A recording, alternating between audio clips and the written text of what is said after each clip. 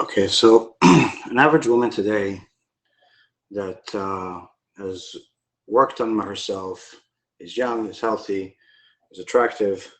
She made sure that she doesn't let herself go. Is asking, why does the Torah say that a woman's primary mitzvah, primary obligation in the world is to be modest? What do you care? If you don't want to look, don't look. Why is it my business? Why do I care? And why do I have to change my clothes or change my behavior? Because you men can't change your direction of your face. You don't want to look, don't look. It's not my problem. That's the logic. The Torah tells us, Kol Yisrael aravim zeh lezeh. All of Am Yisrael are responsible for each other, but not just responsible for each other as in one brother to another, but also we're responsible for mankind. And therefore, no one is allowed to be simply selfish. So one of the rules that Hashem has in the Torah, that's not just for mankind, but also for himself, is measure for measure. So imagine you have a man and a woman, and this woman does everything in her power to attract her husband, to help her husband, to support her husband, to love and care for him. Perhaps she was willing and able and did bring some children to the world for him and for herself as well, of course, but needless to say, he couldn't do it by himself. This woman did everything in her power to make her husband happy. Now, her husband today could be a boyfriend. Her husband today could be somebody she legally married. Her husband today could be whoever she wants. But the point is, well, we're going to talk about, what has been normal for the last few thousand years. And she did everything in her possible to maintain a relationship. And let's say they're sitting down, they're having dinner, and she made sure to, groom herself and take care of herself to look pretty for him and to look pretty for herself too. But of course, she doesn't want him to not like her. And the whole night, every single time the waitress moves, his head moves. And every single time the next door table moves with a few ladies over there, he also moves. In his eyes, instead of looking at his wife, they're looking at everybody else. So imagine that miserable heart that she has and that bitterness that she has against her husband, and also how terrible she feels herself. I'm not attractive enough. He doesn't love me. He thinks they're prettier. And she has all these thoughts. And even if he actually does think she's pretty, and even if he does think that she's beautiful, and even if he loves her, he simply loves to follow his desire more than her. It has nothing to do with not loving her. But still, she obviously would prefer not to have such a husband, and most likely would want to replace him at some point. Why? Because no woman wants to be second best, needless to say, 15th best. So when a woman walks around immodest in such a fashion where she is not just attractive, but she's attracting.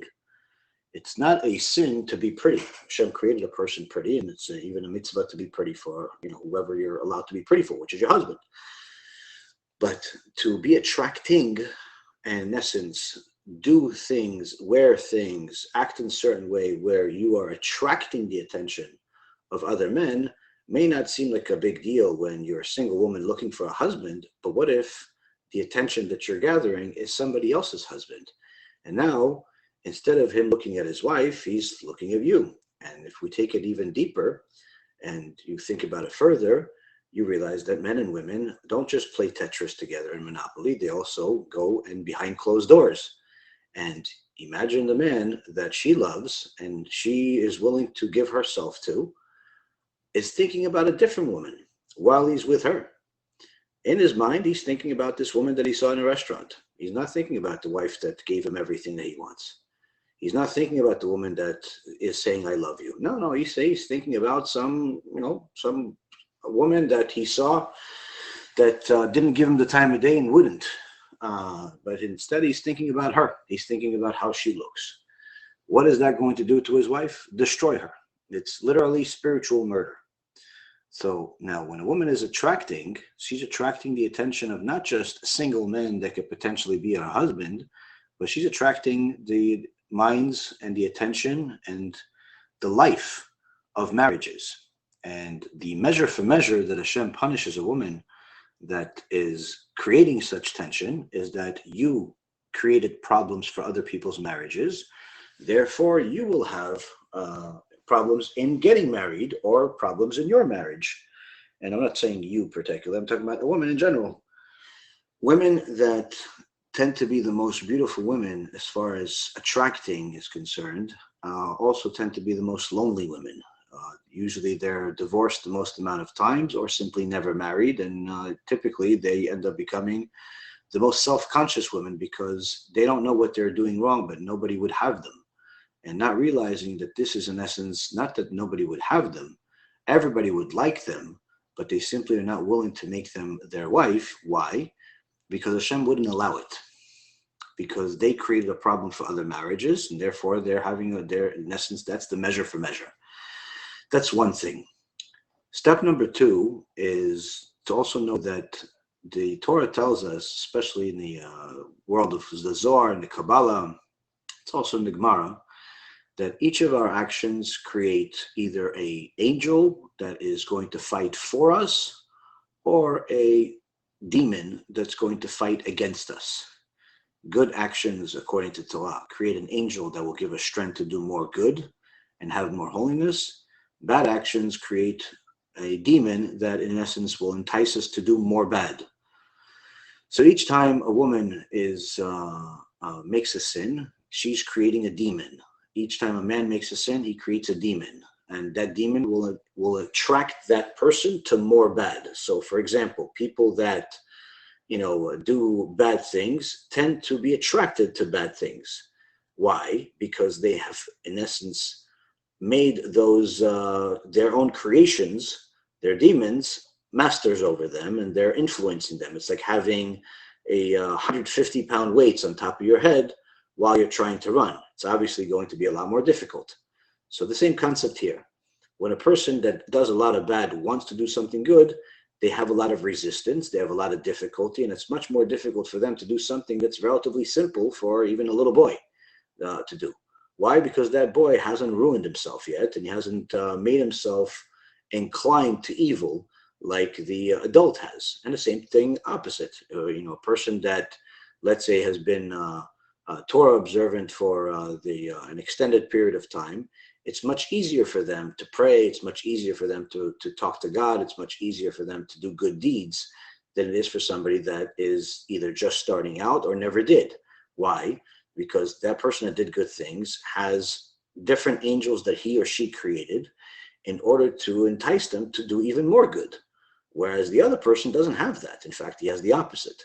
So there is a consequence of our actions where these demons do influence our actions. Further, there's something called nightmares, and even further, there's something called night terrors. I hope you don't know what it means, but if you do, then, and hopefully it's only from theoretical knowledge and not actual knowledge, because night terrors are hell on earth.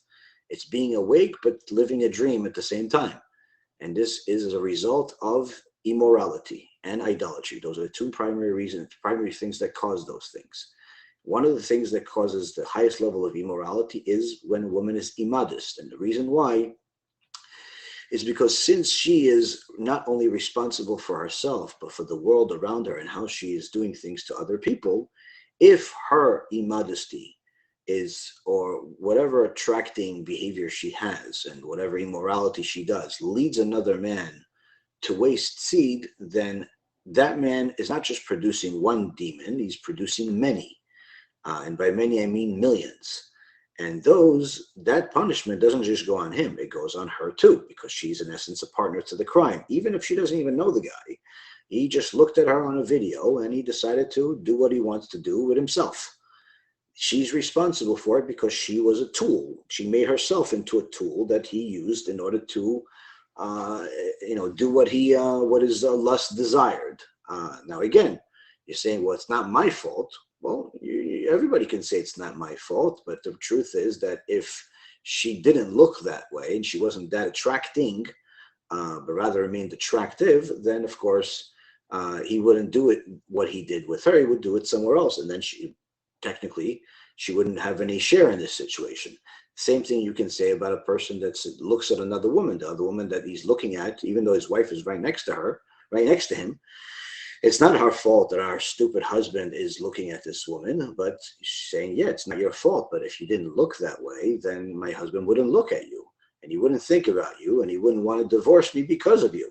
So this gets uglier and uglier as time goes on, because remember, we're not all going to be 20 years old forever. We're not all going to be at a top shape forever. One day, a woman gives birth. Another day, she wakes up simply tired. She didn't put her best clothes on, or the best makeup on, or she's just not in shape, or she doesn't feel well. So a woman is not going to maintain her attractive status forever. Things go up, things go down, especially in the world today when everything is so volatile. So a person needs to know that if they are putting themselves in a situation where their whole life is based on, or at least a very significant part of their life is based on how people view them physically, then there's a consequence for that too. There's a certain people that, a certain environment that a person attracts as a result of their behavior. And again, this is just a small microcosm of some of the things to consider, because most people don't consider other people. They consider themselves. They consider how it's going to affect them. They don't realize that they themselves could one day be the victim, where they could be 40 or 50 or 60 years old, and their 60-year-old husband that they don't particularly find attractive anymore, like they used to, but they love him dearly, could leave them for a 20-year-old. Why? Because he can. Simple. He can leave him for a 20-year-old. And why? Because he finds her as attractive. And when he married this person, she was 20 years old, and she gave him the last 40 years of her life, and now he doesn't want her anymore. He wants a new version. And she's going to say, well, that's not fair, and that's not nice, and I could do the same thing to him. And yes, you can, but who would want to live such a life? Who would want to live such a life where you know that everything you have in your life is temporary, that your relationships are temporary, and your love is temporary, and it's all fake? Who wants to live such a fake life? And the truth is that whatever a person does, the Hashem does back to them as a measure for measure.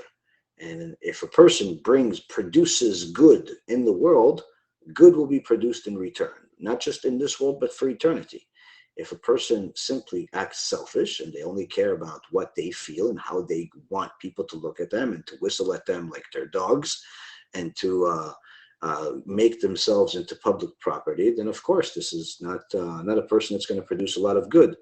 Last but not least, always remember, a daughter of God is not just a precious diamond, but is a priceless diamond, which means that if you had $100 million diamond, you wouldn't throw it in the air and like a ball. You would hide it, you would put it in a safe, you'd protect it. Why? Because it is expensive, it is precious. The only thing that people allow the whole world to look at without them caring is the garbage. That's the only thing. No one cares if anybody looks into their garbage, unless they're throwing garbage, some private documents or something, but that's usually not the case. People don't care if somebody looks through their garbage. It's not a bother. Why? Because it's garbage. If I needed it, I wouldn't throw it out. So it's important for a woman to know that if she respects herself, she shouldn't treat herself like garbage that everybody could look at and everyone can touch and everyone can check and everyone can pretty much get a free pass to, but rather treat herself like this precious diamond that's covered, that's protected, that only allows itself to be seen by chosen people and not necessarily by just any mailman that walks by her. And I think that the more a person looks into the Torah's perspective of modesty, the more they realize that if they really did believe that they are a princess, they would look like one. And princesses, queens, don't walk around with mini skirts and tube tops and bikinis. Princesses walk around with gowns. They walk around with an outfit that shows their royalty. And every daughter of God is royalty. It's just simply time that they treat themselves that way. That's it. It's not a persecution against women. It's quite the opposite. It's honoring women and reminding them that they're a princess.